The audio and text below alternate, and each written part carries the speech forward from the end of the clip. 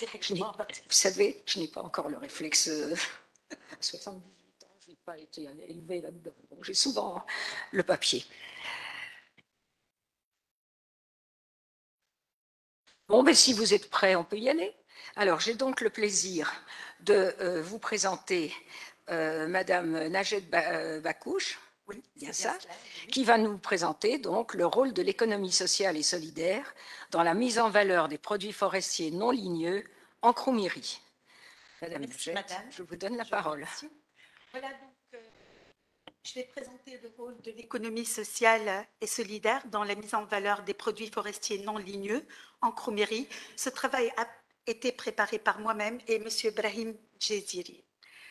Voilà, donc... C'est donc un travail commun. Oui, c'est un travail... Voilà. Voilà. Donc, les objectifs de la présentation. L'objectif de cette présentation est bien évidemment de mettre en avant le rôle de l'économie sociale et solidaire dans la valorisation des PFNL, c'est-à-dire produits forestiers non ligneux, en Cromierie, en prenant en compte la situation en crise des territoires forestiers et l'évolution de la législation en faveur de l'intégration de la population locale.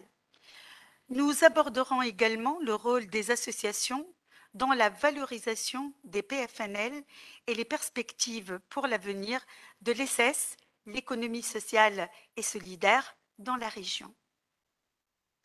Alors, le plan de la présentation est le suivant. Donc, il y a 3 parties. D'abord, je vais commencer par la situation en crise des territoires forestiers en Cromierie. Par la suite, l'évolution de la législation en faveur de l'intégration de la population locale. Voilà, c'est bon. Voilà, donc, et enfin, je termine par le rôle des associations dans la valorisation des PFNL en Cromierie.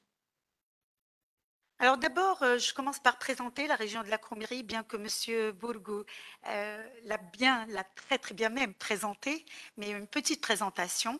Donc la Cromierie est une région forestière reconnue par sa richesse en biodiversité, ses forêts luxuriantes et sa production des produits forestiers non ligneux, tels que les plantes aromatiques, les plantes médicinales, les champignons, le miel, etc. Donc, les PFNL peuvent être une source de revenus pour les populations forestières démunies et de faibles revenus. L'exploitation des PFNL peut contribuer au développement économique et à la promotion des riverains. Alors, vous voyez là, vous avez la carte des groupements végétaux de Jbel Khmir.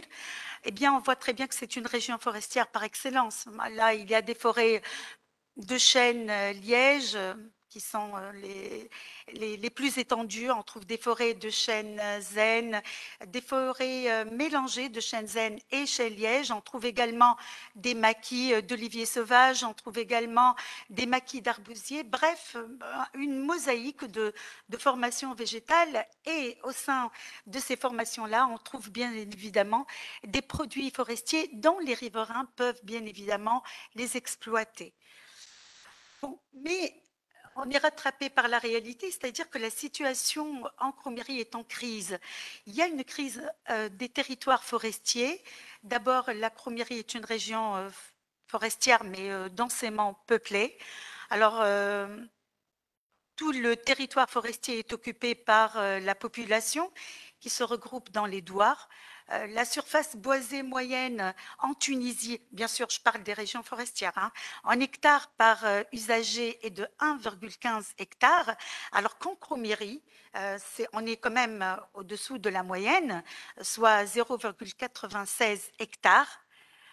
Contre 1,9 hectares dans la dorsale tunisienne. Donc vraiment, sauf quelques régions telles que Oued-Zen, Ain Snoussi, Ain Soltan, qui sont, c'est vrai, des régions forestières, mais il y a moins d'habitants. Pour le reste, c'est vraiment très peuplé. Alors la Cromierie, un territoire forestier à population pauvre. D'après les statistiques, le taux de pauvreté au niveau du gouvernorat de Jandouba, c'est 22,4%. Délégation de Tbarqa, 16 27,7%, délégation de Ain Draham, 27,2%. La moyenne nationale, elle est de 18,1%. Donc, si on regarde la délégation de Ain Draham et gouvernorat de Jandouba, on est quand même bien au-dessous de la moyenne. Alors, le taux de chômage reflète également une situation difficile. La délégation de Tbarka, le taux de chômage quand même est assez élevé, 32,45%. Idraham, 30,06%, pour une moyenne nationale de 15,9%. Donc, c'est une région très pauvre. Alors, on va voir maintenant l'évolution de la législation en faveur de l'intégration de la population forestière.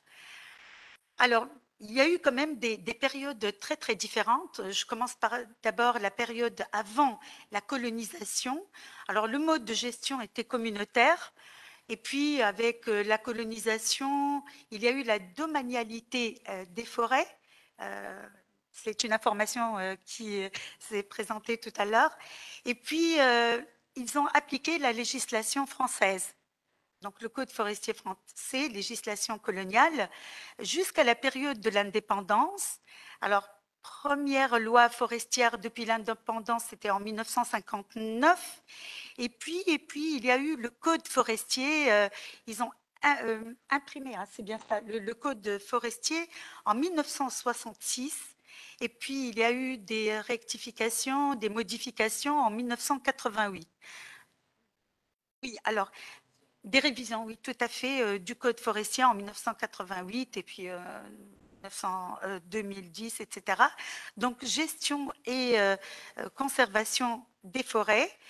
Et on voit très bien que dans le Code forestier, il y a quand même un article, l'article 18, qui est en rapport avec l'aliénation des produits. Alors, dans cet article, l'aliénation des produits, quelle qu'en soit la nature et provenant des forêts de l'État, ne pourrait être effectuée que par voie d'adjudication publique. El Bata. Alors, c'est un problème parce que les usagers de la forêt sont des gens pauvres et ne peuvent pas participer à ces adjudications. Donc, les adjudicataires, qu'on appelle entre parenthèses entrepreneurs, viennent d'autres régions de la Tunisie, Korouen, Sousa, Tunis, enfin, Célienne, etc. Donc, ce sont eux qui profitent justement de ces marchés, entre parenthèses. Par contre, les usagers de la forêt jouent le rôle de simples ouvriers ou justement transporteurs ou arracheurs, etc. Donc, leur part, justement, est très, très limitée. Voilà, donc cet article exclut quand même la population locale d'exploiter massivement les ressources naturelles. Alors, une réglementation quand même, que vous voyez très bien, défavorable pour les usagers. Excusez-moi.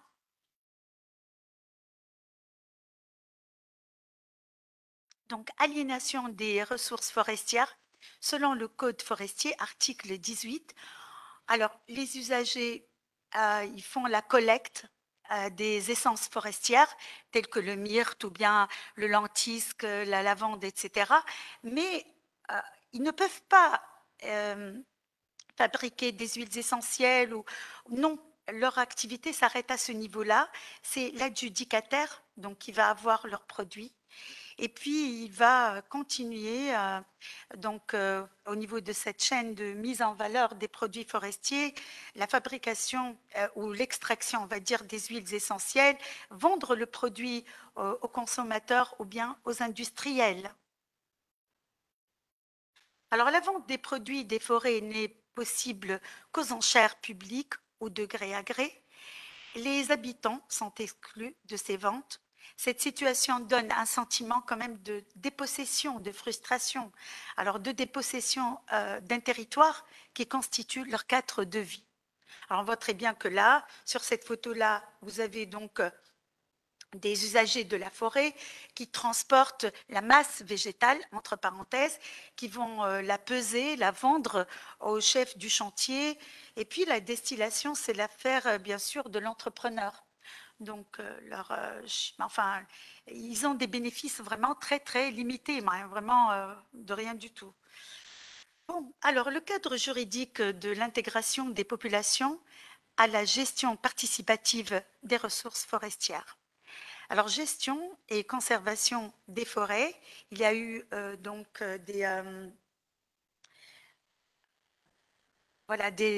des rectifications, des révisions justement du Code forestier. Et en 1988, il y a une loi relative à la création des associations. Il y a l'article 43 et l'article 44.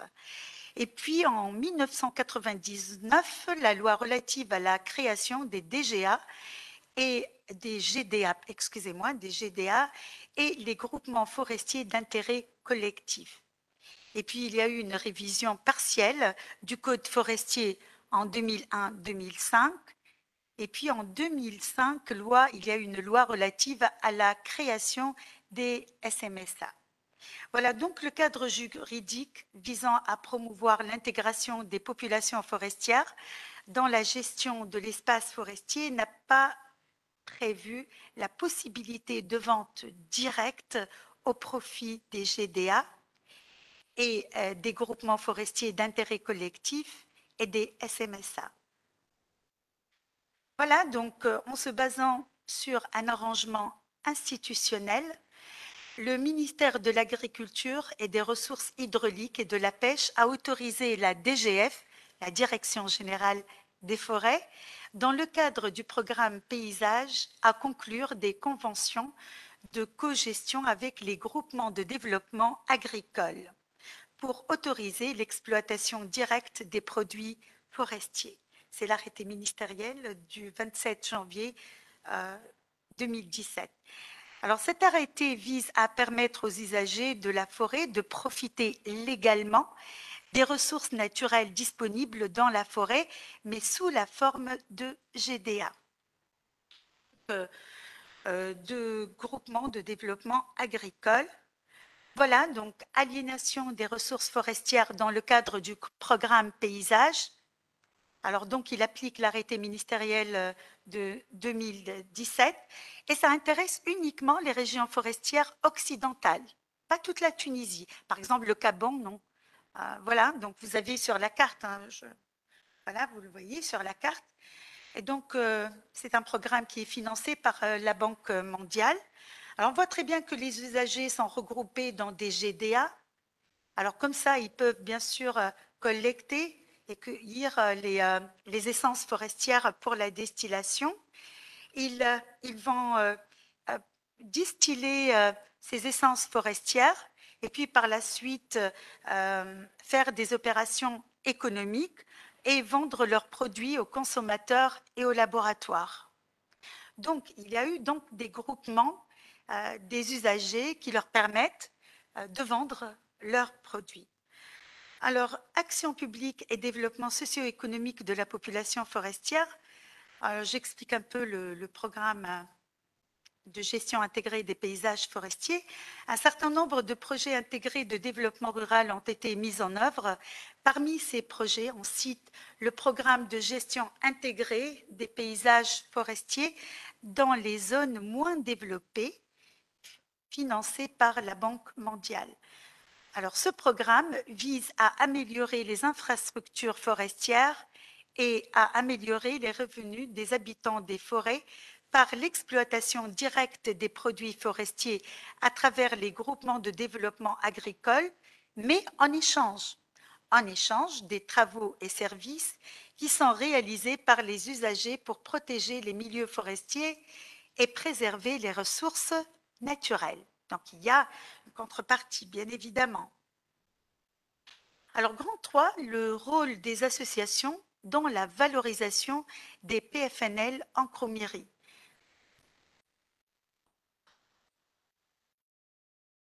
Ah, d'accord. Merci. Ben, je pensais que c'était... Voilà, alors, l'économie sociale et solidaire, SS, est une approche économique qui met l'accent sur les valeurs de solidarité, de coopération, de participation et de responsabilité sociale. Le concept de l'SS repose sur le partage des bénéfices. Cette loi vise à promouvoir l'inclusion économique et sociale des populations défavorisées et marginalisées, telles que les personnes vivant dans les zones rurales isolées et les jeunes sans emploi, en leur permettant de s'associer à des coopératives, bien à des mutuelles ou groupes de développement afin de créer leur emploi. Alors, on va prendre un exemple, donc étude de cas, celui de la Société mutuelle de services agricoles SMSA فونتين بني الشركة التعاونية للخدمات الفلاحية ينابيع الخير بعين دراهم. Alors, au départ, il y a eu la création en 2017 de l'association Khmir, pardon, 2013. Ben, je pense que je suis un peu fatiguée. Voilà, alors 2013, création de l'association Khmir de l'environnement et de développement. Et puis, il y a eu la loi de 2017 relative à l'ESS. Et en 2018, il y a eu la création du GDA Khmir de l'environnement et de développement. Et en 2019, création du SMSA Fontaine-Béni. Oui? Oui, oui.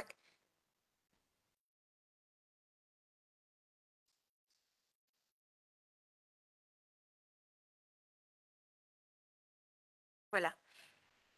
L'objectif est de créer une chaîne de valeur visant à soutenir les femmes rurales pour lutter contre la précarité et l'abondance scolaire en valorisant leur production agricole et en offrant des opportunités de formation professionnelle.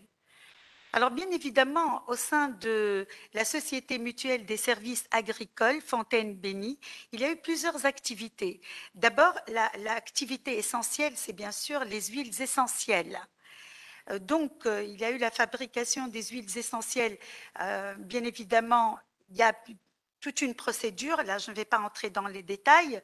Ben, ce sont d'abord les femmes qui vont d'abord, dans un premier stade, faire le ramassage des produits forestiers, les essences forestières, pour la distillation, donc le myrte, le lentisque, la lavande, l'eucalyptus, ben, ça dépend de la période, et puis par les paysannes, donc les femmes qui font partie de cette SMSA. Et puis en deuxième étape, collecte des produits bruts et stockage. Voilà.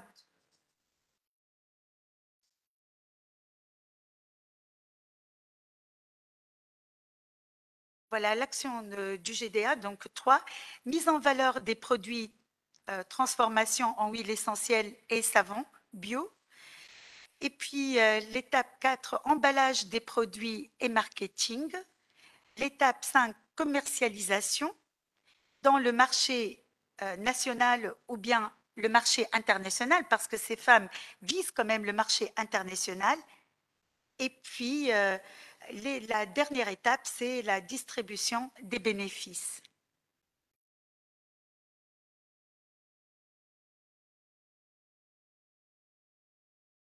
Donc, en fait, il y a une faute qui est. En fait, l'action des GDA, en fait, c'est en. Bon, c'est pas en vert. Il faut inverser. Justement là. Alors, ces usagères donc, exploitent les ressources forestières gratuitement dans le cadre de leur activité au sein des GDA, mais en contrepartie, elles doivent participer bénévolement aux travaux d'entretien des tranchées par feu. On est dans une région forestière. Les forestiers ont besoin de main-d'œuvre, donc elles doivent participer à l'entretien des tranchées par feu, dans les opérations de débroussaillage, désherbage, etc., surveillance des massifs forestiers et la lutte contre le feu en cas d'un incendie de forêt. Alors, parmi les activités de la SMSA, on trouve la production des plantes aromatiques et médicinales. Plusieurs parcelles ont été cultivées dans le but de produire des plantes aromatiques, des plantes médicinales qui ne se trouvent pas dans la forêt de chêne-liège. En Cromierie, donc on a 25 pépinières à peu près, ont été mises en place. Les plantes sont collectées, ensuite elles sont séchées et emballées. puis vendus, bien évidemment. Parmi les activités également, c'est l'élevage caprin et production du fromage. La SMSA dispose d'un troupeau de 25 chèvres alpines. Leur lait est utilisé dans la production de fromage de chèvre. L'objectif de ces dames est de stocker entre 2 et 3 tonnes de fromage et d'obtenir le certificat de sécurité alimentaire ISO 22000. Voilà, donc 2200. Oui, 2200, excusez-moi. 2200. Voilà, parmi les activités également, transformation des produits agricoles.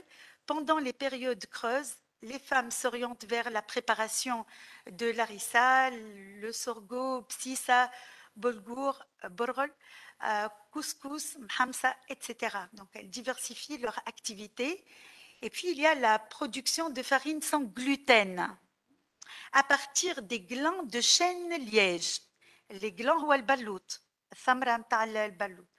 Voilà, متاع le chêne liège. La SMSA est pionnière en matière d'extraction de la farine des glands de chêne liège. C'est une activité récente qui a débuté en 2021, la période de confinement. La commercialisation de ce produit vise le marché national, également le marché international. Alors, parmi les activités également, il y a un projet de ferme écologique et pédagogique a été lancé, naturel. Ce projet est en cours d'aménagement dans la région d'Indraham. Il s'agit également de maisons de chat. Voilà donc, et un coin de camping au sein de Naturel a été aménagé, permettant d'héberger des jeunes en quête d'aventure. Et enfin, il y a quand même des formations des adhérentes en matière de fabrication, de savon, d'apiculture, etc.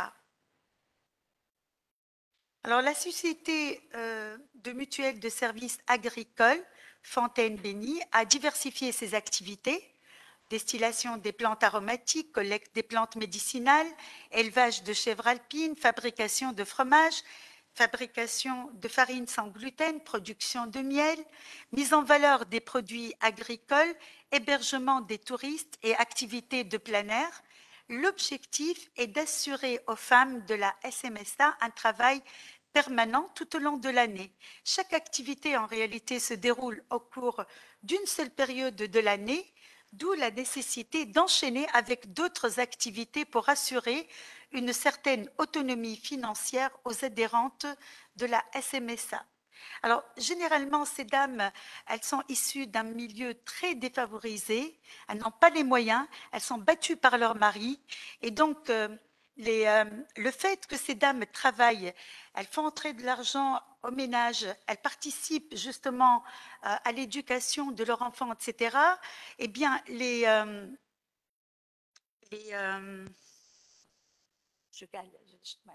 la violence, voilà, les violences conjugales se sont atténuées petit à petit.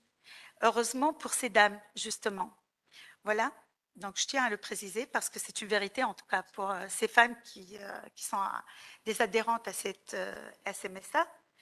Donc, enseignements tirés et recommandations.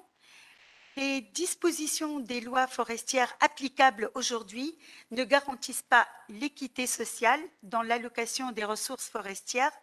Jusqu'à aujourd'hui, les modifications proposées par les acteurs publics, comme la rectification de l'article 18 du Code forestier, n'ont pas été approuvées. Par conséquent, les pouvoirs publics sont contraints de recourir à des acrobaties législatives pour mettre en place des programmes en faveur des utilisateurs de la forêt qui vont au-delà de la loi. La question sociale devrait être mieux intégrée dans les projets de conservation. Cela garantira des conditions écologiques dans le cadre d'un développement durable. Les résidents des forêts doivent être considérés comme des acteurs du territoire. Libérer les GDA et les SMSA des contraintes juridiques et institutionnelles. Alors, ce travail est un hommage à ceux qui œuvrent pour améliorer la qualité de vie des femmes de la Kromérie. Je dédie ce travail à Madame Noura, qui a vraiment fait un boulot extraordinaire. Eh bien, il y a 300 femmes qui sont adhérées à cette SMSA et qui travaillent d'une façon plus ou moins permanente. Voilà, je vous remercie. Merci. Merci. Et qui nous montre que si bien des choses manquent encore. Et donc, je disais, qui nous montre que si bien des choses manquent encore, on est quand même en train d'évoluer. Et je connais moi-même à Tabarka une association d'Ar El Aïn qui fait le même travail pour l'évolution des femmes, effectivement. En tout cas, merci beaucoup, c'était très intéressant.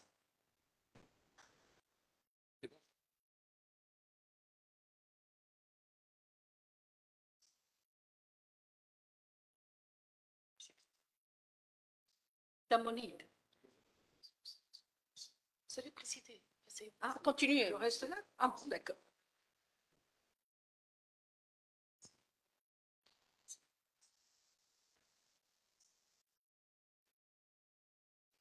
Ah oui, d'accord. Attendez, donc.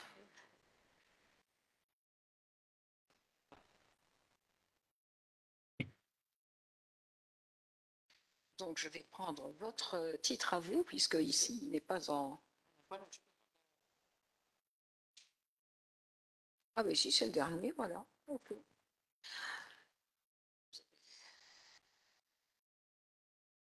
Alors, j'ai donc le plaisir de présenter Madame Fadila Miadi et ses collaborateurs et collaboratrices qui nous présentent les pratiques sylvopastorales des douars de la Croumiri et le pouvoir public. Je vous en prie. Notre communication s'intitule « Les pratiques sylvopastorales des douars de la Croumiri et le pouvoir public ». Ce travail a été réalisé avec Cyrine Khedr, Ahmed Chini et moi-même. D'abord, un bref aperçu sur les montagnes, l'importance des montagnes à l'échelle internationale, nationale. Donc, pendant des millénaires, les montagnes ont constitué un réservoir de ressources précieuses, l'eau, l'énergie, l'agriculture, la forêt et la diversité biologique. Elles représentent d'importants centres de culture et de lieux de détente. Prenant acte de la prise de conscience de l'importance des zones de montagne, l'Assemblée générale des Nations Unies a proclamé l'année 2002 année internationale de la montagne aérienne. La Tunisie était parmi les pays qui a soutenu cette initiative. Les administrations et les départements sont intervenus dans les milieux montagnards à travers des plans d'aménagement, des projets d'aménagement. Par contre, au niveau académique, la montagne était a très peu intéressé les chercheurs. Au niveau de la spécialité de la géographie, on cite des poids, par exemple, des poids. Il s'agit essentiellement de monographie, manché court. Et à partir des années 80, M. Gamar, Darashrif et Bensel, qui sont axés leur travail sur la montagne, les changements, les réflexions sur l'évolution contemporaine des terres de parcours de la montagne. Et M. Loumi, par exemple, il a travaillé, il a critiqué les politiques adoptées vis-à-vis des habitants de la Croumiri. Donc, à travers notre travail, nous avons l'ambition de montrer que les habitants de la Croumiri sont souvent, qui se considèrent responsables de la dégradation de la forêt, ils ont participé à la sauvegarde de ces ressources, de la forêt.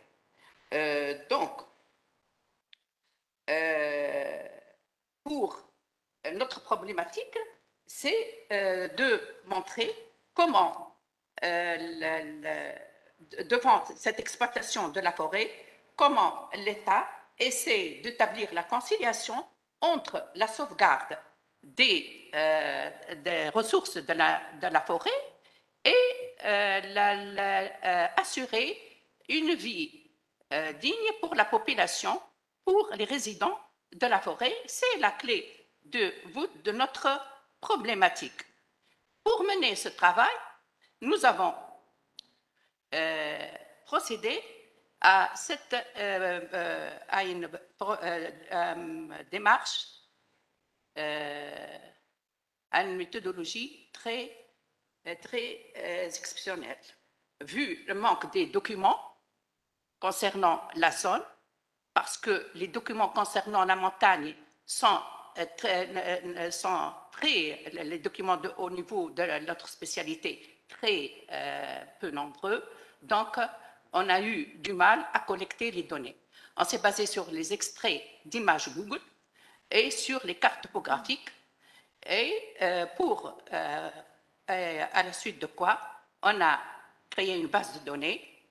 On a aussi recours à des enquêtes, à des interviews, et pour faire sortir des tableaux, des graphiques et des cartes d'occupation. Donc, voilà la carte des douars qu'on a choisis. Donc, on a choisi douar de Pcheynia, à Ain Dram, et Tbeynia, Ouled Hlal et Mhaydia. Là, il y a la concentration des douars. Il y a pour certains douars, le nombre a baissé, pour d'autres, le nombre a augmenté. On va voir pourquoi.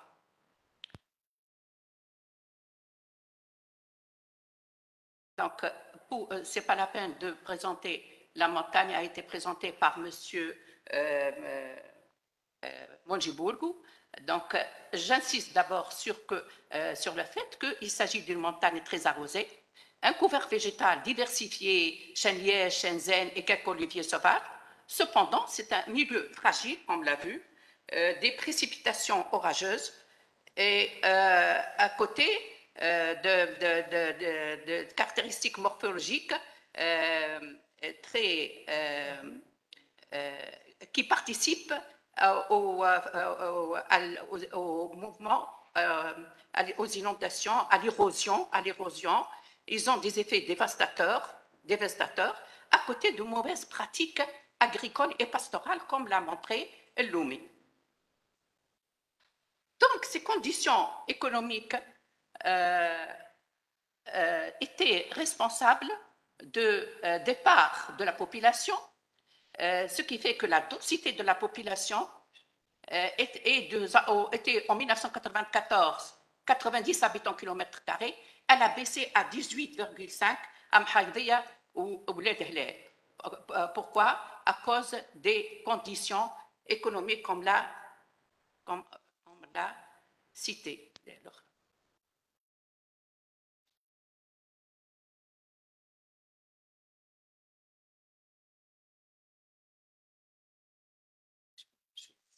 Ça disparaît.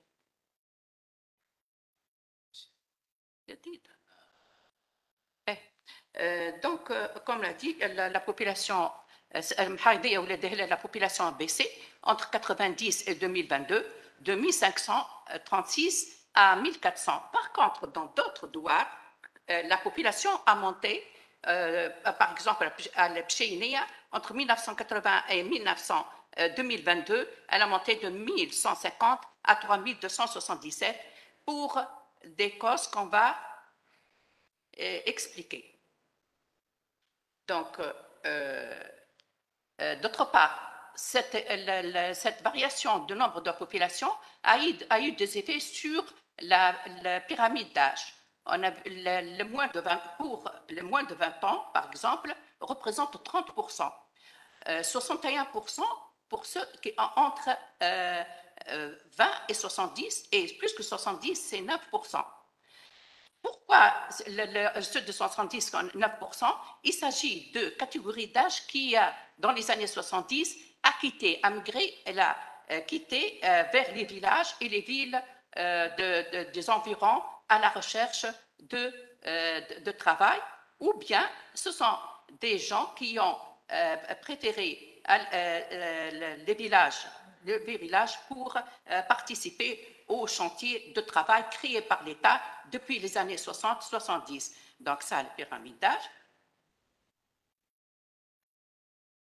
Et cette évolution de la population a eu des effets sur l'extension du bâti. L'extension du bâti a été faite sur les clairières.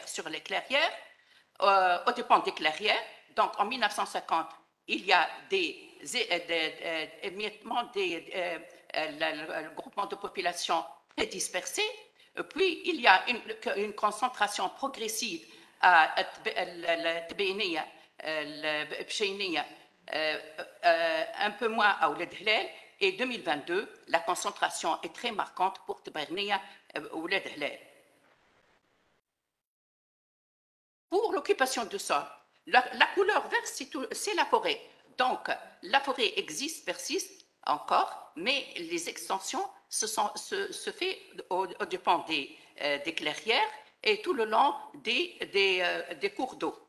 Tout le long des cours d'eau, cela apparaît surtout dans la partie Bcheynia et Tbénia.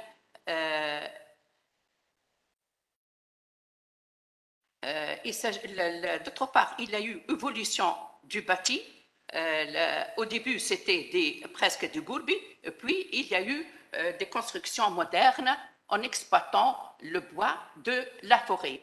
Et là, à partir de l'accroissement de la population, il y a parallèlement l'exploitation progressive de la forêt pour le bâti et pour l'extension de surfaces agricoles.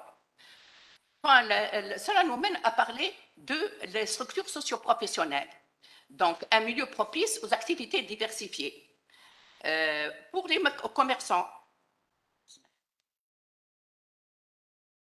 commerçants, il s'agit de 46%. Pourquoi 46%? Et ces commerçants sont en même temps des agriculteurs, en même temps des ouvriers. Puisque les revenus ne se visent pas, donc ils se lancent dans le commerce frontalier, le commerce illicite. Par contre, les bergers et les agriculteurs, ça représente 25%. Pourquoi? Parce qu'il y a le problème, les agriculteurs rencontrent des problèmes. Problème de manque d'eau, qu'on l'a soulevé tout à l'heure, le stockage pour l'été est presque impossible, et l'extension des terres agricoles aux dépens des clairières, ils trouvent toujours des restrictions de la part de l'administration forestière. Pour les bergers aussi, ils ont le problème de parcours, et la plupart sont obligés de vendre leur bétail. 20% sont des ouvriers de chantier qui ont été créés dans les années 70 pour les travaux d'aménagement et les travaux anti-érosifs. Mais si on établit un tableau de l'importance des ressources, des principales ressources de revenus pour les douanes, on regarde l'artisanat de bois, le commerce, l'élevage, l'Hseyniya, élevage, plantation, Bcheyniya, commerce, élevage, agriculture, et Tbénia, distillation de plantes. Donc, pour tous les douanes, l'activité sylvopastorale est primordiale pour tous les douanes. Donc là, c'est le bois, le bois pour le charbonnage. Et pour le commerce illicite frontalier, presque les produits sont importés de l'Algérie. Vu la relation avec l'Algérie est plus facile à cause de problèmes d'infrastructure et la relation avec les villes tunisiennes et les villages. Donc,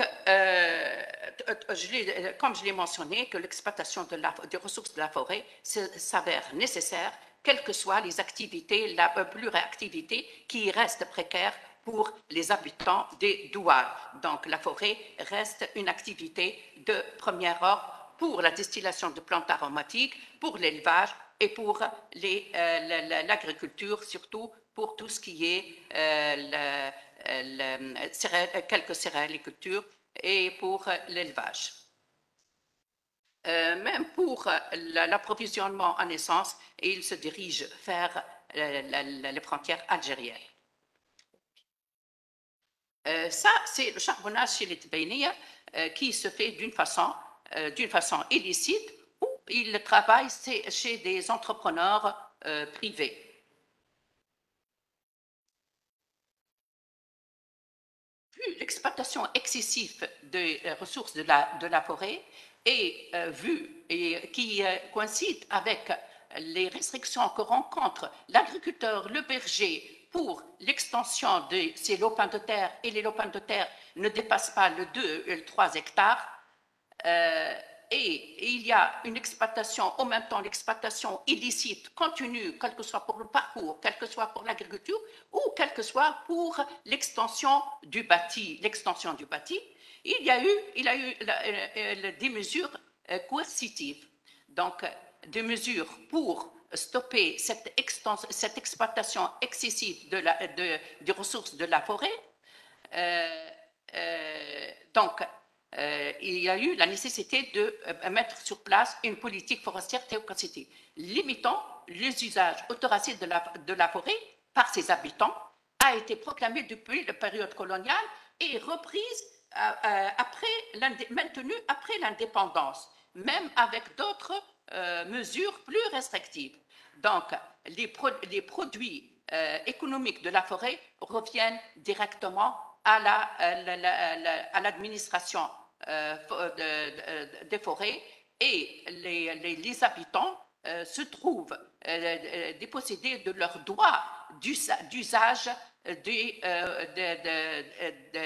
ressources de la forêt, sauf autorisation et dans des limites. Donc, la mise en place de telles politiques coercitives a rencontré l'hostilité des populations dépossédées d'une grande partie de leurs droits sur l'usage forestier. Donc, de nombreux retards. Le retard concernant l'immatriculation du domaine forestier de l'État. Il y a le retard de l'immatriculation. Donc, en même temps, les habitants disent que ces terres nous appartiennent.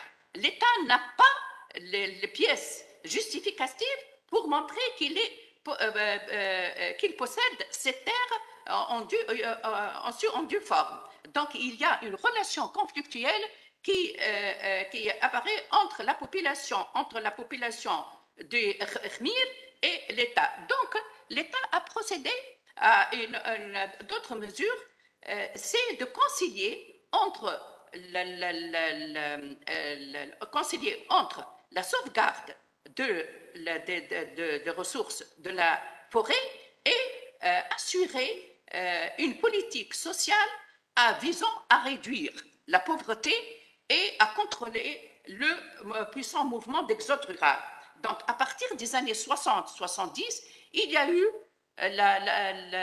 des chantiers de travail dans les projets d'aménagement et le projet anti-érosif. Donc, je l'ai dit, donc 1970, a employé massivement cette main-d'œuvre. Donc, la direction des forêts et plusieurs directions du ministère de l'Agriculture ont voulu faire travailler cette population abondante et arrêter l'exode rural vers les villes et les villages du nord-ouest, et même il y a eu l'émigration vers le Sahel et la ville du Tunis. Donc, ils vont travailler pour la réalisation des travaux, comme je le citais, par l'État ou les entrepreneurs privés. Donc, voilà, exploitation de bois par un entrepreneur privé. Et puis, à partir des années 80, il y a eu le projet l'Odyssée Panneau. Le projet l'Odyssée Panneau qui s'est lancé de 1981 à 2016. Il consiste à préparer les Khmériens pour différents travaux de la forêt, une formation continue pour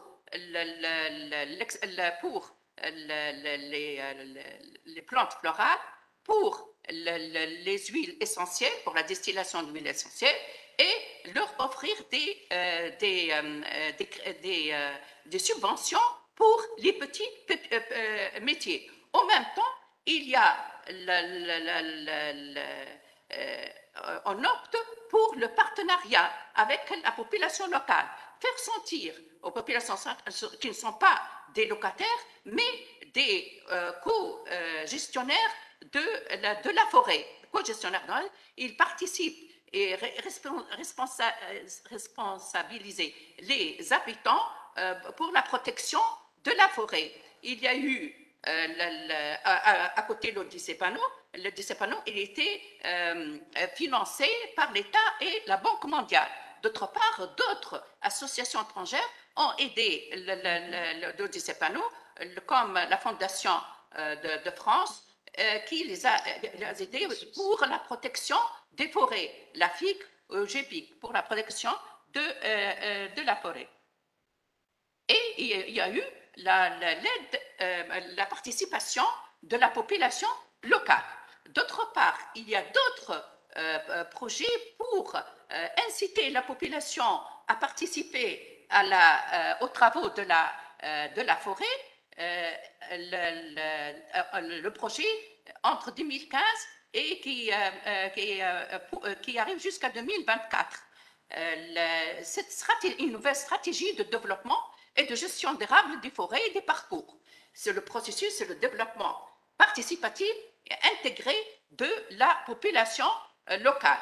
Il faut impliquer les usagers de forêt dans une dynamique de cogestion efficace et durable des ressources forestières, pastorales, et les inciter à la préservation et la valorisation des ressources de la forêt. D'autre part, le ministère de l'Agriculture, à la suite de notre entretien avec le responsable de forêt, en décembre 2022, et il dit que l'action de développement participatif continue dans les douars de l'Aindra. Et par exemple, ils ont un projet, un pilote à Douar Tbeinia qui s'est lancé en 2018 et se poursuit jusqu'à 2024. Et pourquoi on a choisi Tbeinia? Parce que selon les indicateurs de développement, c'est le Douar qui est le plus marginalisé. Ça consiste à faire participer la population à la gestion des ressources de la forêt et former les jeunes dans plusieurs activités telles que la distillation ou l'artisanat de bois. Il y a la participation de la population locale aussi. Il y a un promoteur, Zohair Hlili de Douar Hlélia, qui a lancé un projet pour la production d'huile essentielle. Il a formé une centaine de cromériens et pour l'huile essentielle, et ce projet a réussi. Il arrive à exporter l'huile à l'étranger. En même temps, son projet, c'est de créer des balades botaniques pour les touristes qui visitent la région. Des investisseurs tunisiens se sont joints à Lili pour la création des maisons d'hôtes pour recevoir ces touristes qui sont intéressés par ce projet d'un habitant de Douar Hlili.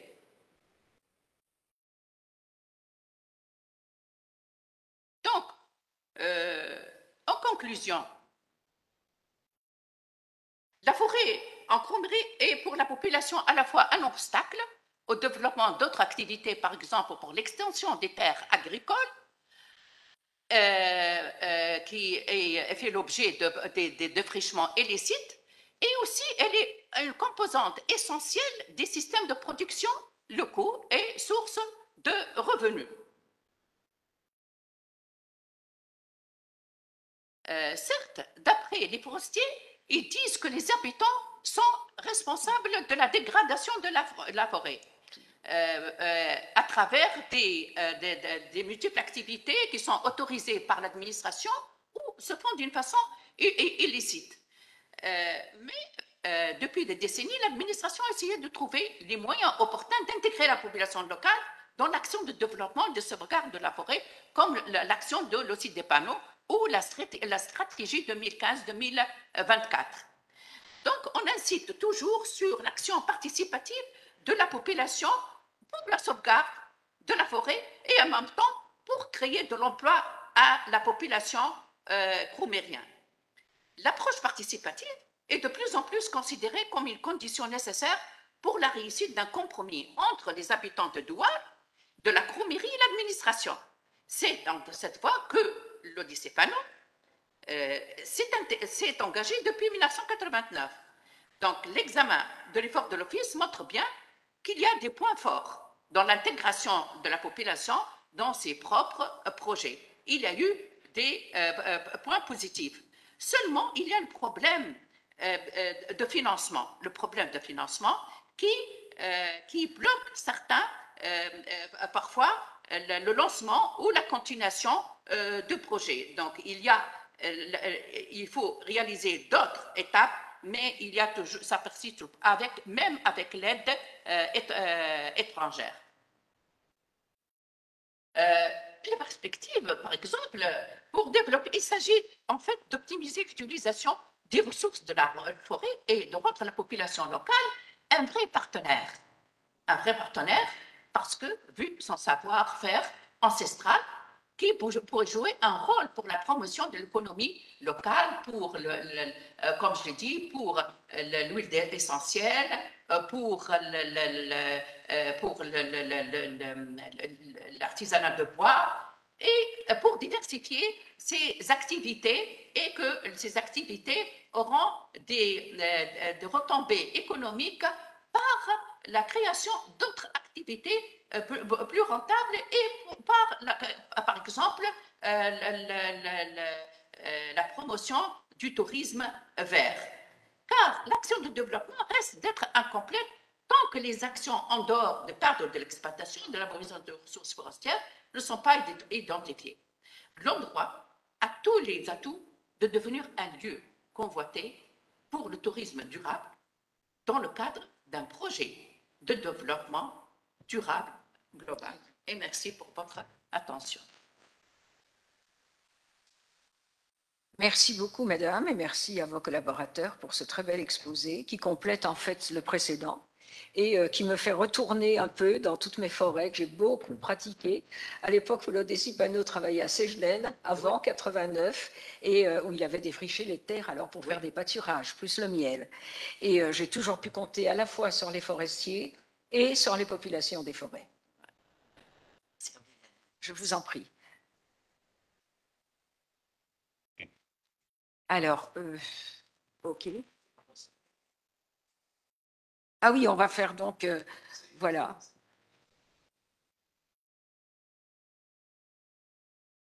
Donc, quelles sont les questions qui se posent d'abord pour la première communication?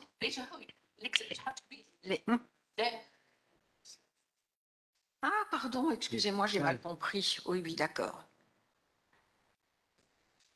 La toute dernière, alors, Mogod et Khmir, société et pauvreté, c'est cela? Non, non, c'est en arabe. Ah, c'est en arabe. Ah, alors là, je ne vais pas vous présenter moi-même. Vous allez le faire. C'est celui-là, sur le tourisme dans les montagnes de la Croumérie. Voilà, donc monsieur va nous entretenir du tourisme dans les montagnes de Croumérie. سأحاول أن أكون مختصرا إلى أبعد الحدود. المداخلة هي السياحة الداخلية ما بين البحرين بجبال خمير زمن الاستعمار الفرنسي ودولة الاستقلال من البدايات الواعدة إلى مرحلة الركود. سوف لن أتحدث عن الإطار التاريخي بل الإطار الجغرافي باعتبار أنه وقع التعرض إليه. الإطار الجغرافي الذي يندرج في هذه المداخلة هي جزء من منطقة خمير الشرقية أو ما يسمى بخمير الوسطى. معناها بصفة إجمالية هي عين دراهم، بني متير، حمام بورقيبي. الإطار الزمني تقريبا هو حوالي قرن. لا يمكن أن نحدد بدايات السياحة في تقريبا 2020، لكن بدأت قبلها بممكن سنة 1907 في ظهور اسم عين دراهم في أدلة سياحية، في نشأة بعض النزل، في زيارة بعض الجغرافيين إلى المنطقة واقتراح على هذه السياحة. فبصفة عامة هي قرن، لكن القرن في المناطق الجبلية هو مدة قصيرة نسبيا، باعتبار أن الزمن في الجبال هو زمن بطيء. الهدف من هذه المداخلة هو رصد التحولات ومراحل النشاط السياحي في هذه القرية الاستعمارية، ودور السلطات الاستعمارية ومختلف اللوبيات في هذه السياحة، وكيفية تعامل دولة الاستقلال مع هذا الإرث الاستعماري، والوضعية التي أصبح عليها قطاع السياحة بعد أن اتبعت الدولة سياسة الخصخصة أو سياسة الخوصصة، واتجهت إلى السياحة الساحلية، وتمت خصخصة كذلك قطاع الصناعات التقليدية، وإعطاء الأولوية للسياحة الشاطئية. السياحة في عنصر أول زمن الاستعمار كان لدور الدولة دور بارز، الدولة الاستعمارية، من قيادات الجيش الفرنسي، الإقامة العامة، إدارة الغابات، الكتابة العامة للحكومة، إدارة السياحة، كبار المعمرين في سوق الخميس وسوق الأربعاء، دور البلدية، دور نقابة التوجيه السياحي.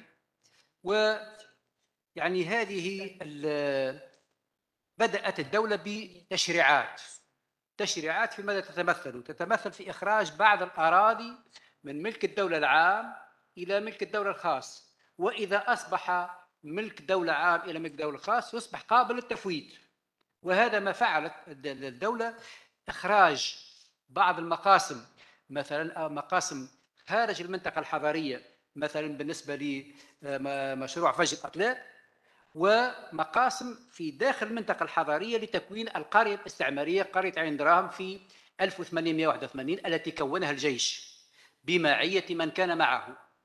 وبطبيعة الحال تكونت القرية وشرع في إقامة بعض النزل.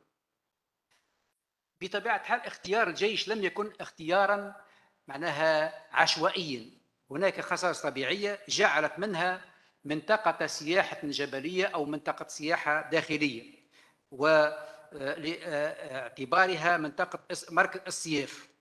وجود القرية في محيط غابي،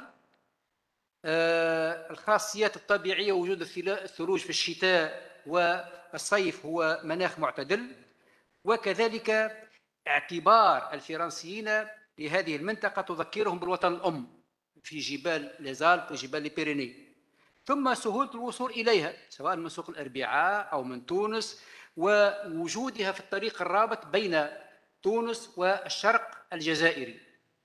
وعلاوة على هذا توفر الأمن، بعد أن كانت منطقة مشاغبة أصبحت هذه المنطقة يعني تعرف أمنا، يعني ما يقول أن ليكروميريان سون ديفوني بلاسيد معناها.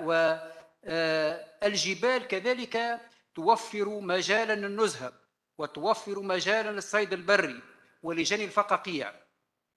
وركزت الدعاية سواء عن طريق أدلة السياحة، عن طريق الصور البريدية، عن طريق بعض المجلات على هذه الخاصيات.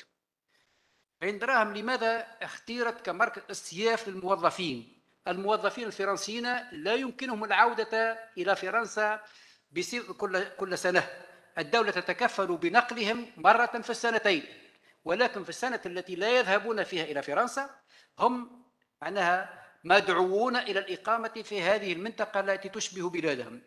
ثم كذلك خلال بعض الفترات أصبحت البحر المتوسط يعني يمثل خطرا، باعتبار اندلاع الحرب العالمية الثانية وحرب الغواصات وما جعل البعض منهم يبقون في هذه المنطقة.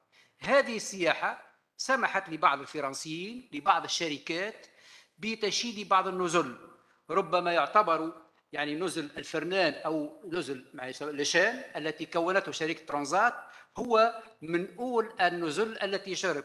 كذلك يمكن إقامة بعض النزل الأخرى سوف لن نذكرها، مثلا من بينها الإقامة الجميلة وبلفيو وليسو إلى غير ذلك، وبعض المنازل المؤثثة. ويعني كانت إلى حدود تقريبا بداية نهاية الحرب العالمية الثانية عندما تحتل المرتبة الثانية في السياحة بعد مدينة تونس من حيث عدد النزل المصنفة معناها لزوتيل إتوالي، وكذلك من حيث معناها عدد الأسرة. وعلاوة على النزل بطبيعة الحال وجدت مصائف لأبناء العسكريين والموظفين الفرنسيين داخل مباني المؤسسات الجيش مثلا وداخل المبيتات. وعلى الهامش من هذا ظهرت سياحة مثلا للكشافة التونسية، مخيمات مثلا المريج ما يسمى الديزويتيام. الديزويتيام هو نسبة إلى معناها سريتين تابعة لفوج من الفوج اللذين اكتشف هذه العيون وتم جمعها مع بعضها. وإلى اليوم المنطقة يسموها السكان عندرام بالديزويتيام إلى اليوم.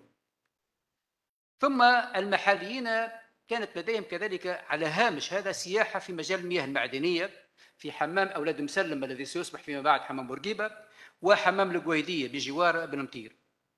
بالنسبة للصناعات التقليدية المرتبطة يعني هذه السياحة، بدأت الصناعة التقليدية عن طريق قس أمريكي هو يسمى بول فيري، هذا الذي أدخل هذا النوع من الخزف إلى عندراهم.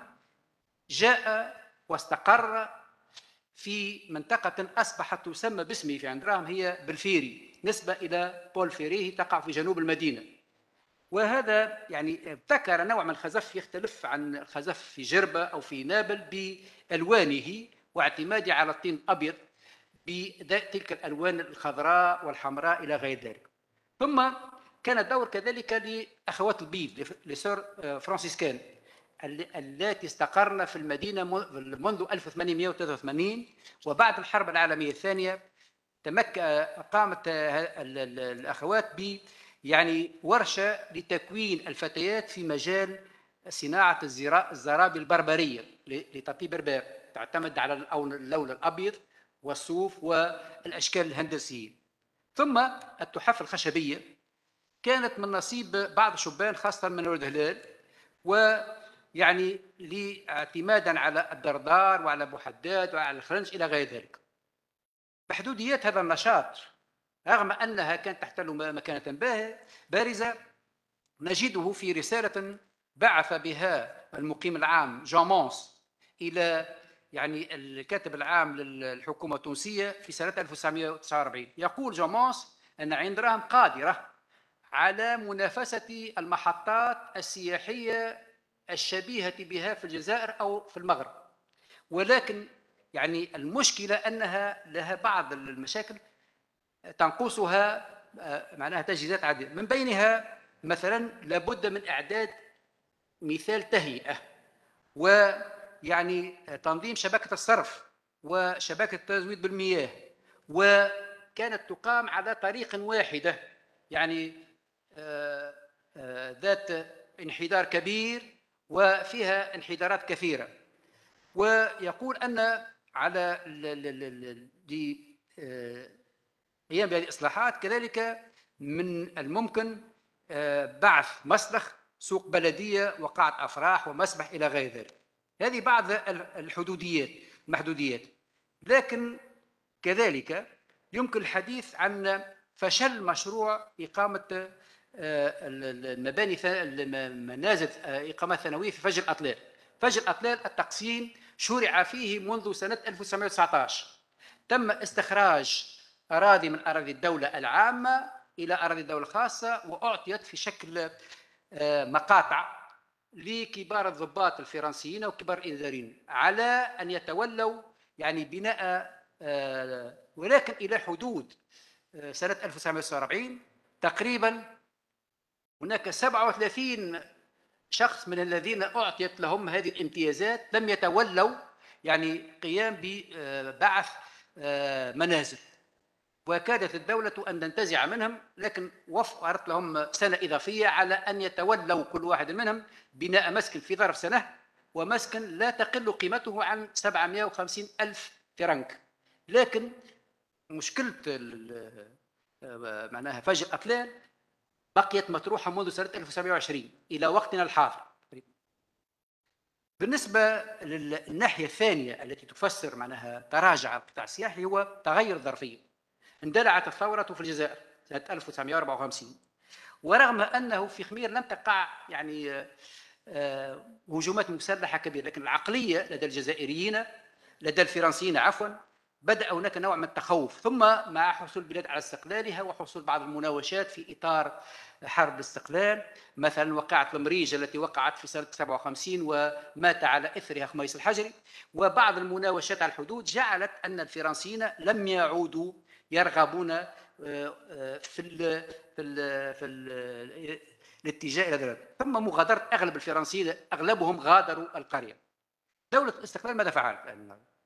حاولت تنشيط قطاع السياحة وعن طريق الشركة التونسية للنزول والسياحة SHTT وديوان السياحة، ووقع بعث ديوان الصناعة التقليدية في سنة 1958.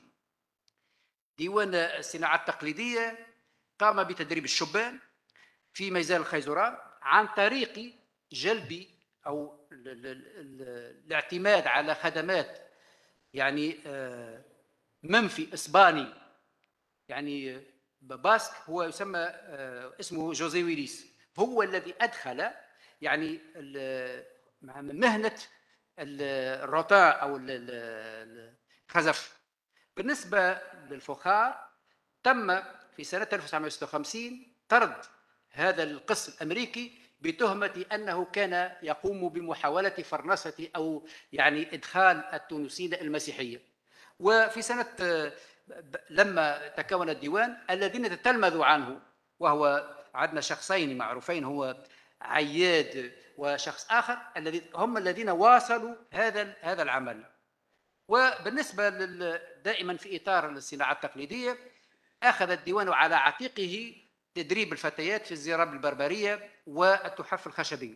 ثم عامل آخر شجع السياحة، زيارات بورقيبة المتتالية إلى المنطقة، زياراته في مرحلة الأولى إلى بنمطير حيث أقام في إحدى الفيلات التي كانت لشركة كومبينون برنار وأصبحت بعد ذلك مقر البلدية في بنمطير، ثم زياراته إلى عين دراهم، وزياراته كذلك إلى حمام أولاد مسلم الذي أصبح يسمى حمام بورقيبة، يعني بعد أن أصبحت محطة استشفائية وتحولت بعد ذلك إلى نزل. وهذه الزيارات شجعت الأعيان المحليين والتونسيين على زيارة البلدة في الصيف واقتناء منازل في هذه. ابتداء من السبعينات تغيرت الوضعية، وتغيرت الوضعية مع الخصخصة وتوجيه الاهتمام إلى السياحة الشاطئية. بدأت مرحلة الركود يعني في عين دراهم، على الرغم من هناك بعض الإشارات الإيجابية من بينها تكوين مدرسة سياحية في عين دراهم، وهي تكون لعين دراهم ولتبرق، ثم إدراج عين دراهم ضمن المدن السياحية، وكذلك تركيز المركب الرياضي الدولي بها. ورغم هذا هناك مظاهر عديدة للركود، مثلا من بين مظاهر أن التأخرات المتتالية في إنجاز مشروع فجر أطلال السياحي، ثم تعطل إنجاز القرية السياحية القرية الحرفية، تأخر إنجاز كذلك المحطة الاستشفائية بمنوتير، هي تقريبا توشك على الانتهاء ولكنها ما زالت لم تدخل حيز العمل. ثم كذلك غلق بعض النزل، نزل فرنان أغلق، ثم توا حظيرة بدأت معناها تقريبا وصلت الأعمال تقريبا نصف العمل. كذلك نزل غابة المغلق كذلك منذ سنة 2009. نزل كذلك الفجار الذي تحولت استعمالاته من نزل ومن مضيف حول إلى إدارة البريد وهو الآن مغلق في حالة يرسلها. ثم كذلك المسبح البلدي الذي تكون بين البلدية وبين نقابة التوجيه السياحي وبين إدارة السياحة وضغوطات من المجتمع هو الآن في حالة خراب. شرع في بنائه سنة 1949 بتدخل خاصة من القيادات العليا الجوية. الحلول الآن المقترحة بإيجاز هي أن الدولة عليها حماية الغابة سواء في الشتاء من الثلوج أو في الصيف من الحرائق، وكذلك الاستثمار أو تشجيع الشباب على الاستثمار في مجال السياحة البيئية، والسياحة البيئية فيما يتعلق بالتجوال الأقدام على ظهر البغال، سياحة الشباب، الرياضة إلى غير ذلك. وبصفة عامة كذلك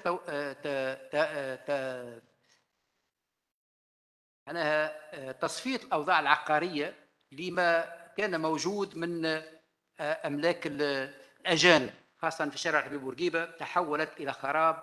يعني على الدولة أن تصفي هذه الوضعية بطبيعة الحال تحسن من أداء أو من هذه المرض.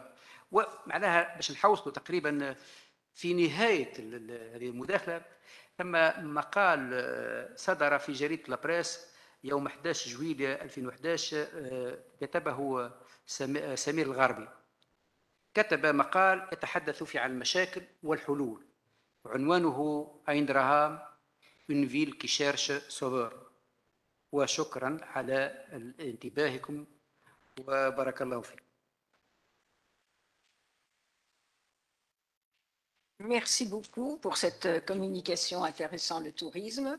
Ça me rappelle une affiche qui est toujours à l'hôtel des Mimosas, la Croumirie, un coin de France pour vos vacances. Oui. Parce que le tourisme de l'époque, c'était plutôt le tourisme pour se protéger des grandes chaleurs, donc dans les forêts, plutôt que le tourisme de mer, effectivement. Bon, mais je pense qu'on peut lancer la discussion. Alors, la première communication était en arabe aussi, si je me souviens bien. Il est parti. Bon, alors donc nous ne pouvons pas lui poser de questions. La deuxième communication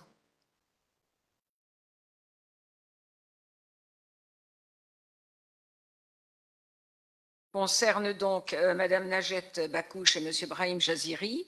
Donc si vous avez des questions à leur poser, je vous en prie. On va y aller petit à petit, hein, c'est plus simple. Oui, ce sont effectivement deux communications qui se complètent en fait. Si vous voulez aussi poser des questions sur les pratiques sylvopastorales des douars de la Croumirie et le pouvoir public, allez-y, je vous en prie. Alors, j'avais une première question au monsieur qui est parti concernant justement, parmi ses recommandations, c'est d'éviter que la collecte du liège ne soit saisonnière. Or, je ne sais pas si on peut agir sur la nature parce que j'ai l'impression qu'il y a des impossibilités naturelles du fait qu'on ne peut pas, justement, il faut attendre des années pour que la couche de liège repousse. Et donc, bon, là, j'aurais aimé avoir une explication de sa part. Maintenant, ma question s'adresse à tout le monde et je commence par là où monsieur vient de finir concernant ce sauveur que justement le monsieur qui a écrit cet article dans la presse attendait. Ma question, est-ce que justement parce que ce qui est frustrant quelque part et je dirais tragiquement paradoxal, c'est d'ailleurs dans les titres des communications, c'est cette référence à des trésors et d'un autre côté on a une population pauvre. C'est ça qui est problématique pour moi.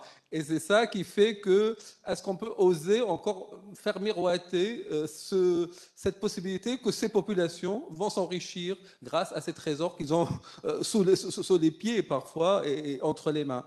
Je crois que le problème est beaucoup plus compliqué que ça concernant, parce que justement, l'exemple de Andraham est très intéressant.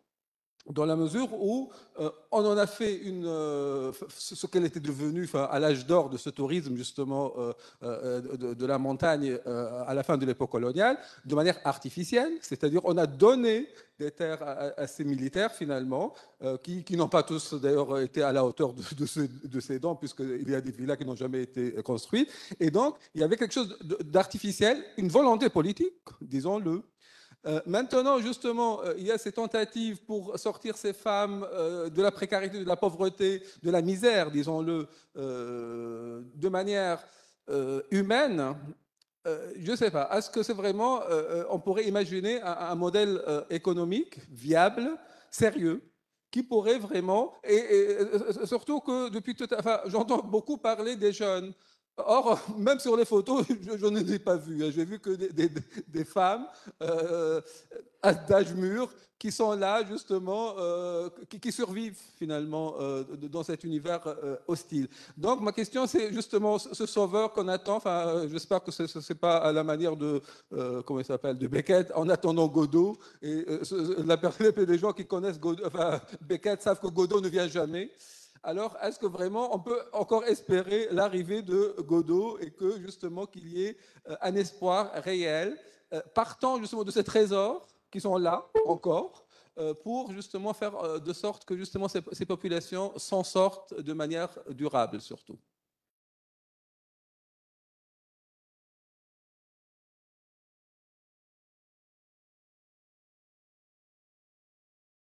الإجابة على السؤال على خاطر سي خالد غادر ما أنا خدمت أنا وياه، هي هذا علاش. بالنسبة لشجرة الفلين، هي شجرة حساسة برشا، وبالتالي عملية الجني ما تنجمش تكون قبل على الأقل 8 سنوات، خاطر لو كانت تنحي قبل 8 سنوات ما تعطيكش الإنتاج الصحيح. لو كان ركزت مع يعني الناس الكل يعني ركزنا شوية مع عنوان المداخلة، هي الكنوز البشرية الحية، والاختيار نتاع العنوان كان علاش؟ على خاطر الشواقري، نحن نحكيو على الشواقرية. دونك الشواقري اللي هي نحن شفنا الحظيرة تقريبا فيها 15 مهمة تقريبا، أهم مهمة هي الشواقري اللي هو لازم يكون الأكثر خبرة، الأكبر سن، الأحسن في التعامل مع الشجر كيما البيبي، خاطر لو كنت تضربها بالغلط ما عادش باش تنتج وتولي، والمشكلة فين تموت، وكان ما ماتتش الفلين اللي باش يجي من بعد كله خايب.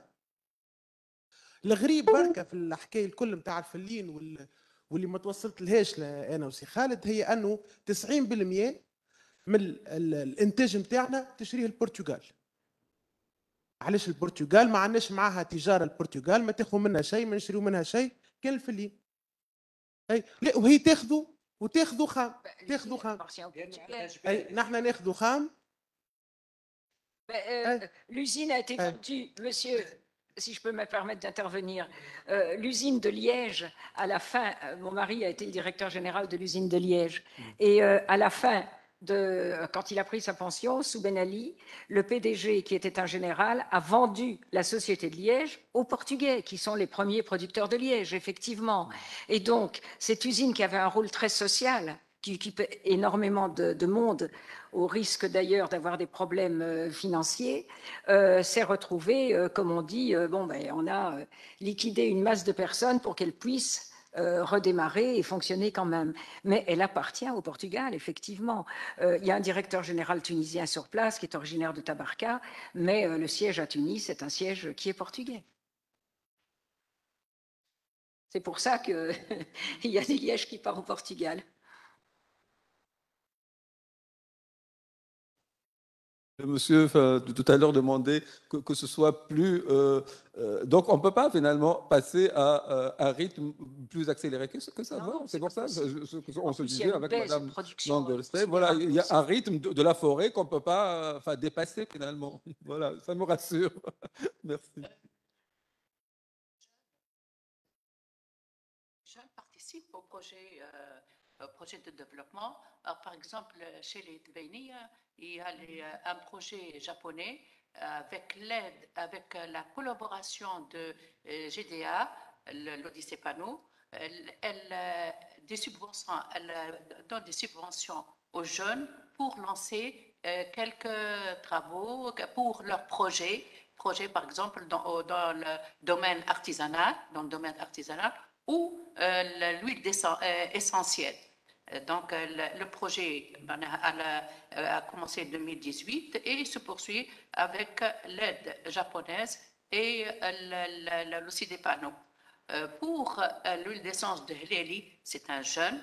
Il est formé en aromathérapie. Il a initié les cromariens, une centaine de cromariens dans cette activité. Il a une grande usine et le produit, il est exporté à l'étranger. Il a fait des réussites et accompagne son projet avec les balades botaniques dans la zone, dans le cadre du tourisme vert. Donc, parallèlement, il y a des investisseurs italiens, espagnols et tunisiens qui ont joint à ce projet et ils ont lancé des maisons d'hôtes et qui vont travailler des jeunes et ça réussit. Oui. J'en connais d'autres. Il y a Dar El Ain aussi qui fait un très bon travail pour la sauvegarde de l'artisanat. Si. Et j'ai voulu poser juste une petite question à mon cher ami Abdelhamid Hleli, originaire de la région, donc bien connaisseur de la région. D'accord. Concernant le tourisme, je sais que le tourisme à Tabarka a chuté à partir du moment où il y a eu la création du pôle de Tabarka. Mais je pense que, paraît-il, depuis 2014, il y a une certaine relance. Je vous pose la question, est-ce qu'il y a une relance ou pas? Merci. Tabarka, Hein? Non, à Indra. Indra, Tabarka, évidemment, on n'en parle pas, mais à Indra.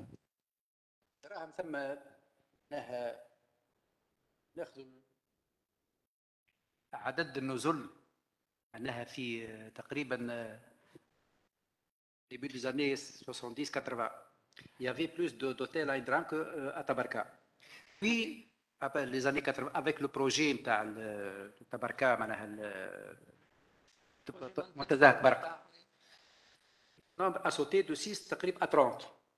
Alors qu'à Indram, certains hôtels ont fermé.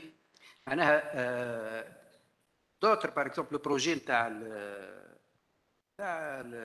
Col de Ruy, il y a eu un seul hôtel sur tout le projet, c'est Nour Al-Ain.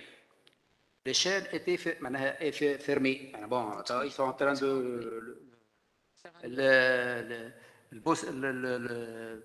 الغابة كيف ثم une tentative maintenant de réouverture parce que مثلا الغابة c'est un problème avec l'STB qui est propriétaire parti, donc il y a eu une séquestration d'hôtels. Ils sont en train de...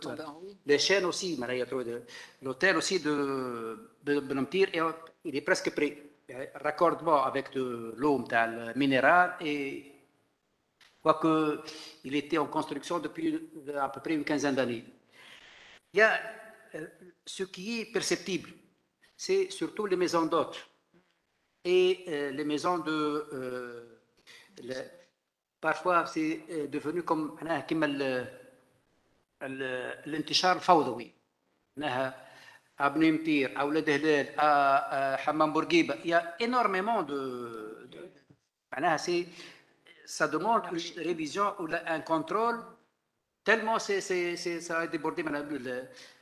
L'avenir, je crois que Indra a besoin d'hôtels de 2 et 3 étoiles. Il n'a pas besoin d'hôtels de haut standing d'hôtels pour les Tunisiens, essentiellement pour la jeunesse, des maisons d'hôtes, des auberges, parce qu'il y a des structures, par exemple la maison de... Discovery Indra, oui, très bien. Ça. Oui, Discovery, l'autre, il y a la maison des jeunes, il y a aussi le centre à Benamtir. Il y a eu un regard, mais sous ces autres qui peuvent... Je ne crois pas que le projet de Col de Ruine soit une bonne affaire, parce que c'est vraiment grandiose, c'est vraiment très beau, c'est vraiment tellement... Il est préférable qu'on sauvegarde le milieu naturel, très beau milieu naturel. Tu peux voir la cale, tu peux voir la galite à partir de... C'est très beau comme, pour en faire, déformer le visage. c'est beaucoup plus. J'aimerais pas que ce soit ça. Au moins, installer 2 ou 3 hôtels ou des hôtels parce que le projet, il a été lancé en 2009. Or, en 2009, c'est vrai que c'était pas en pleine crise financière dans le monde. On parle d'un projet avec des centaines de milliards. Je crois qu'il a été lancé pour des raisons électorales, beaucoup plus que pour des raisons réelles, parce qu'à chaque fois on parle, voilà, 2009, 2014, 2020, mais c'est pas réel. Je parle aussi de l'article de Samir Gharbi, le titre, une ville qui cherche sauveur, mais il propose des propositions concrètes, comme quoi, par exemple, développer le tourisme écologique, le tourisme vert, le thermalisme, revivre l'artisanat, création d'un centre de médecine sportive, réaménager le centre de camping de l'Omrige, des pistes de montagne, réaménager les sources d'eau, renaître certaines plantations d'arbres comme le châtaignier, le cerisier, le mûrier qui étaient avant. Il propose, je crois que ce n'est pas, c'est possible avec un peu de volonté. Madame, il ne propose pas, c'est pas, il veut, madame, mais réel dans le milieu naturel. C'est tout à fait faisable. C'est faisable. D'abord, c'est la tendance depuis 2011. La tendance, c'est de diversifier les produits touristiques et pas donner plus d'importance, la priorité au tourisme balnéaire, qui a régressé, qui est concurrencé à l'échelle méditerranéenne. Donc la tendance adoptée par les professionnels, par le CHTT, c'est le tourisme vert, le tourisme alternatif, et ça réussit, ça a donné un bon résultat. Et le tourisme saharien aussi. Et il faut s'approcher de la nature. Le tourisme saharien aussi, madame. Le tourisme saharien, oui.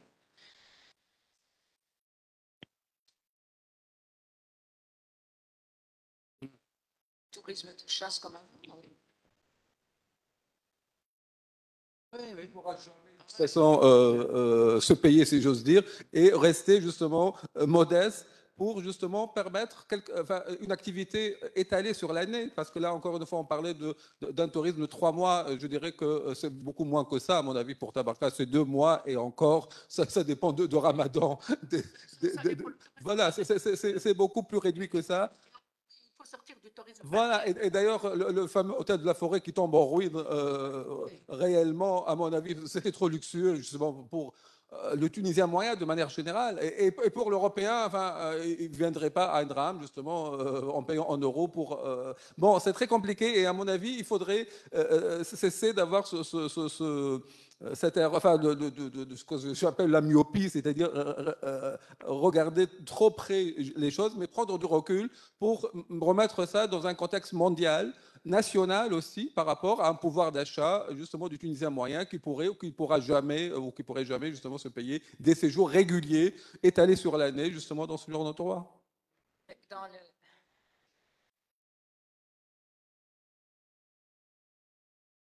Les deux donc sont finis. Hein. À un certain moment, il faut arrêter. Hein. D'accord. On risque de fermer la maison. Je crois qu'on a terminé. Ah oui, il est 6h. Oh là, il est 6h15 déjà, oui. جوست في بالي يعطيك الصحة سي عبد الحميد على المداخلة القيمة هذه بركة بعجالة عندي باش توضح لي حاجة بركة. توضيح الأول، هل ترى أنه البنية التحتية ما خدمتش عين دراهم في مشروع السياحة اللي بدا كما قلت سيادتك يعني واعد ومن بعد فما ركود؟ فما برشا باحثين شبان ولاد المنطقة وفاعلين في المجتمع المحلي يراوا حتى نوع من التهميش المتعمد من الدولة للبنية التحتية للمنطقة باش تخدم مناطق أخرى على حسابها اللي هي مناطق الساحل.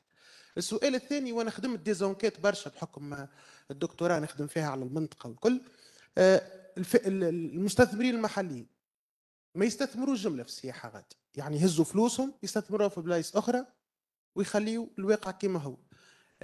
السؤال الأخراني بالكل هو الماستر خدمت على السياحة في تبرقة، تقريبا نفس المشروع، هو المشروع المندمج بتاع السياحة عند راهم تبرقة. الفشل اللي وصل، يعني النتيجه اللي وصلت لها نتاع الفشل النسبي نتاع السياحه اللي في تبرقه، لقيناه انه نوعا ما جاي من عدم الاعداد الجيد للسكان باش يتقبلوا فكره السياحه. يعني ناس فلاح بحار تجي تفك له ارضه وتحط له اوتيل تقول له اخدم ولا ما تخدمش امورك دبر راسك، هي عايشه كيفاش. هو معناها ثم lorsqu'on parle de promoteur معناها بريفي في عام يا با ما ثماش شي دي زوم دافير معناها اللي بون معناها دونك اغلبهم معناها تشوف لي زوتيل سون دي معناها كي فيان دو ليكستيريور معناها تشوف انت نتاع سواء الغابه ولا ليشان ولا بنمتير ولا الريحانه. Ce sont des gens qui viennent de l'extérieur. Il n'y a pas d'hommes d'affaires qui ont suffisamment d'argent à Indra. C'est un milieu pauvre. اغلبتهم يعمل حانوت يعمل حاجه معناها سي با والعقليه مش موجوده. تبرق زاد كيف المشكله العقليه. انا ساعات برق انا ساعات يديكوا il n'y a pas cette mentalité de l'ouverture sur la mer. Des gens disent que après tout معناها les habitants ce sont des originaires de Zouawa. Les Zouawa ce sont des montagnards. Donc cette مرة هو الوالي نتاع جندوبة il y a eu une dispute. عاركة معناها قال لهم معناها comment peut-on accepter une bagarre dans une ville touristique? Ça montre qu'il n'y a pas cette mentalité de... وتشوف d'ailleurs الباجية والجناد comment ils sont... Parce que comme écarté, il n'y a pas cette mentalité, madame, de quelqu'un ouverte. On ne trouve pas ça, on trouve par exemple à Djerba ou à Nabel, c'est la mentalité différente. Bon, si tu veux venir à Tabarka, tu viens, si tu ne veux pas, rentre chez toi. C'est ça, madame. أنا عندي ملاحظة في الجماعة الأصدقاء الجغرافيين. تو حكيتوا أنتم كلهم على الغابة والواحد. أنا ce qui manque, c'est la contribution des sociologues. J'ai pas ressenti. J'ai étudié créé article على la propriété d'État والغابة وكل شيء واحد. Mais les premiers articles que j'ai consultés, ce sont des articles de sociologues. Il y a eu, par exemple, les KCRS ont publié un article, des journées sur la Kroumérie. Salah Hamzaoui, Khalil Zamiti, par exemple, l'homme, l'infraction et la forêt, l'individualité clandestine, sociologie des délits et en milieu forestier. Ça nous aide à mieux comprendre, au-delà de la géographie et de l'histoire, elle nous donne des solutions et elle nous cadre. Et d'ailleurs, ce ne sont pas les seuls. Même avant, il y a même les Français, on peut, que ce soit les Hollandais. Les Hollandais de l'école, l'université libre d'Amsterdam. On fait tout un travail là-dessus. De Mersman aussi, les Blancs ont parlé de la... Maintenant, c'est intéressant d'introduire ça dans la géographie et dans l'histoire. L'anthropologie, l'ethnologie, ça ne peut qu'enrichir les problèmes. C'est bien les chiffres, mais aussi les idées, en général, c'est aussi ça encadre. Je crois que c'est nécessaire pour la géographie, pour l'histoire. C'est vrai, c'est Madame. tout à fait vrai.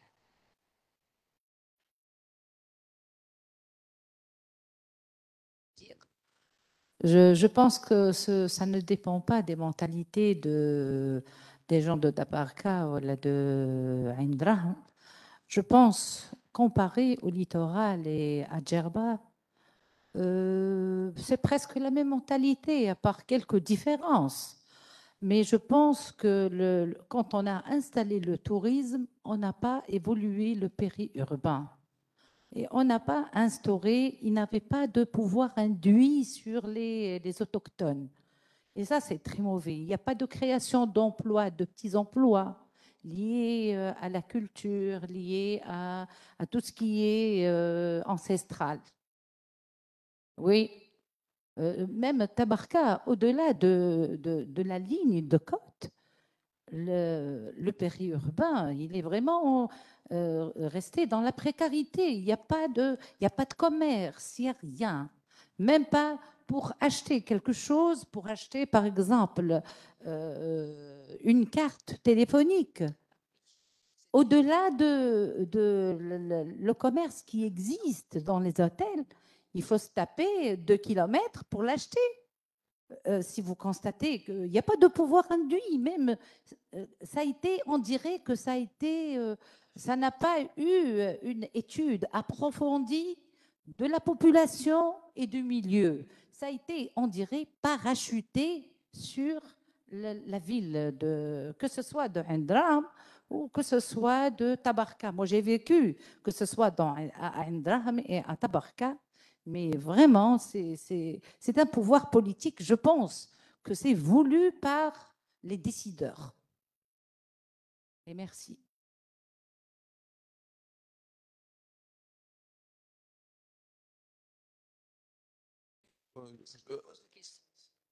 Non, une dernière remarque par rapport justement Et je crois que justement l'intérêt des colloques, ce sont les discussions plus parfois que les communications. Alors justement, par rapport à ce que vous venez de dire, que le problème n'est pas que comment dire, matériel d'investissement, mais il faut quand même travailler sur les mentalités. Parce que justement, il faut venir à Tabarka, par exemple, le 1er septembre. Et rien que le problème des cafés, est-ce que nos femmes, ou à Indra, encore pire, je dirais, est-ce qu'il y a des cafés où il y a des femmes qui vont prendre un café en fin d'après-midi? Mais c'est ça les mentalités, c'est-à-dire on ne peut pas imaginer, les gens n'ont pas, de ces régions-là, n'ont pas la mentalité des gens de la Marsa. Enfin, je suis désolé.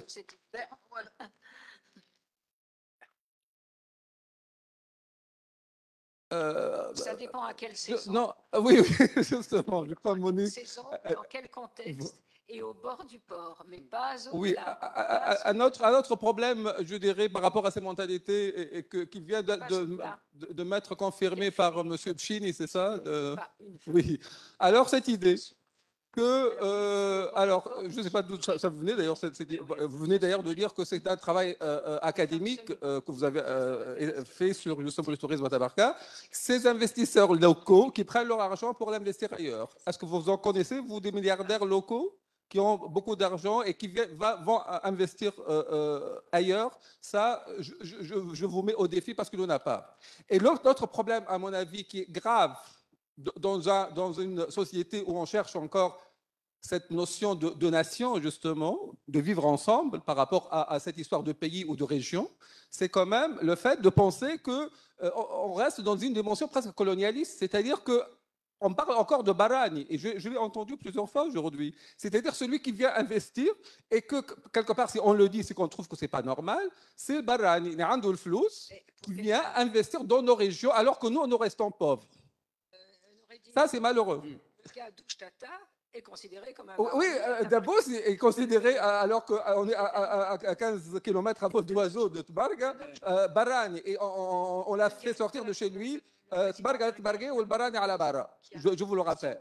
Donc, et là, justement, ça c'est quelque chose qui nous révolte, justement, dans cette ère où on cherche à redéfinir, justement, ce vivre ensemble. Il fait vraiment du bon travail. Oui, mais justement, et le problème, justement, c'est des jeunes comme monsieur qui continuent à le dire et à le propager. Si, non, là, vous n'allez pas me faire changer d'avis là-dessus parce que j'ai bien senti depuis tout à l'heure cette histoire de El Barani qui vient investir et que le Andrahmi ou Tbargi reste pauvre. Et donc, est-ce qu'il y a des miracles, justement? Et encore, je dirais que ces Tbargi ou Andrahmi, ils ont de la chance d'avoir ces Barani qui viennent mettre leur argent. Mais c'est quoi la solution? C'est qu'on on met tous les baranés à la barre pour que le bled investisse. Ça, c'est pas acceptable, à mon avis, dans un pays comme le nôtre, qui n'est pas si grand que ça, mais on reste... Et parce que le barané, ils ont souvent, justement, vous voyez qu'on reste sur le mythe de Sahélien, qui détruit justement le tourisme local pour justement mettre en avant son tourisme sahélien, et que justement il y a de grosses fortunes locales qui n'investissent pas dans leur région. Là, quand même, on ne peut pas aller encore loin dans ce raisonnement grave et dangereux, à mon avis, par rapport à l'avenir de la région. Bien sûr. Nous allons donc, voilà, nous clôturons donc ce beau colloque pour le moment, parce que je pense qu'on a dépassé toutes les heures possibles.